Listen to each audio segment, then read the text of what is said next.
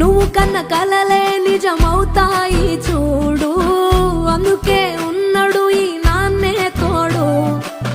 దశరథ మహారాజే నాన్నై పుట్టాడు, నువ్వు రాముడంత ఎదగ